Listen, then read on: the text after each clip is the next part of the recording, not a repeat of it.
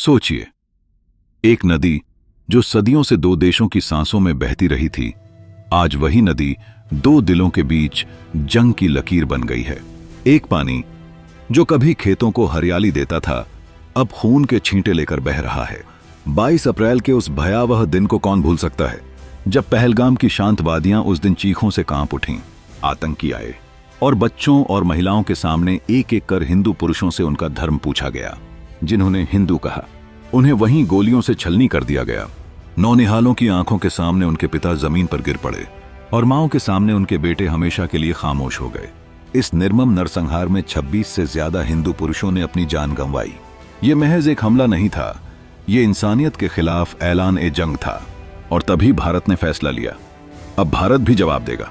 प्रधानमंत्री नरेंद्र मोदी ने एक ऐतिहासिक निर्णय लिया, सिंधु जल संधि को निलंबित कर दिया।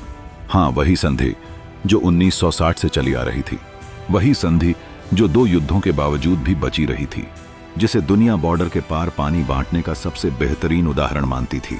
लेकिन जब दोस्ती की हर सीमा लांघ दी जाए, जब मानवता की हर हद तोड़ दी जाए, तो फिर पानी भी खून के आंसुओं में भीग जाता है।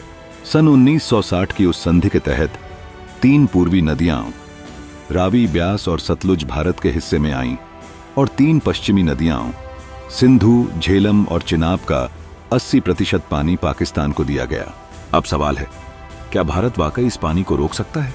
तकनीकी रूप से देखा जाए तो आज की तारीख में यह आसान नहीं है।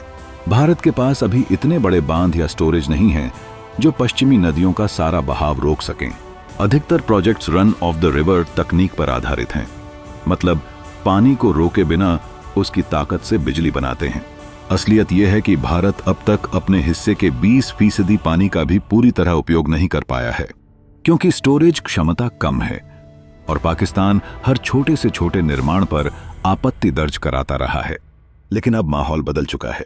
अब सिर्फ कागजी नियम नहीं चलेंगे, अब बात होगी रणनीति की, सत्ता की, अस्तित्व की।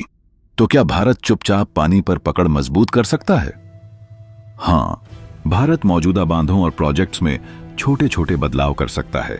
नए प्रोजेक्ट्स बना सकता है जिनसे पानी का रुख बदला जा सके। भारत धीरे धीरे अपना बुनियादी ढांचा इतना मजबूत बना सकता है कि वह जरूरत पड़ने पर पानी को नियंत्रित कर सके।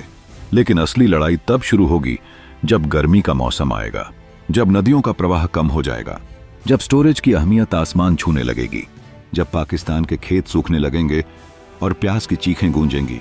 पानी सिर्फ जीवन नहीं है, यह हथियार भी बन सकता है।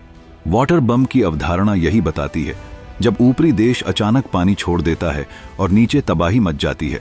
लेकिन भारत को सावधानी से चलना होगा, क्योंकि उसके अपने इलाके भी पास में हैं। हाँ, एक और रास्ता खुला है, मिट्टी का खेल। हिमालय से आने वाली नदियां गाद से भरपूर होती हैं।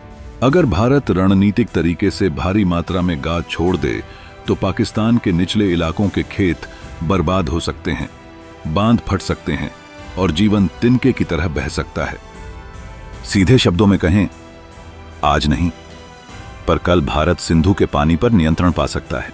योजना चाहिए, धैर्य चाहिए और दृढ़ संकल्प चाहिए। और जिस दिन भारत के हाथ में पानी की लगाम होगी, उसी दिन सिर्फ फसलें नहीं, इतिहास भी दोबारा लिखा जाएगा। अब सवाल आपके सामने है, क्या पानी दोस्ती का प्रतीक बना रहेगा या जंग का हथियार? क्या सिंधु फिर जीवन बहाएगी या नफरत का सैलाब लाएगी? फैसला वक्त करेगा, और शायद हम सब भी।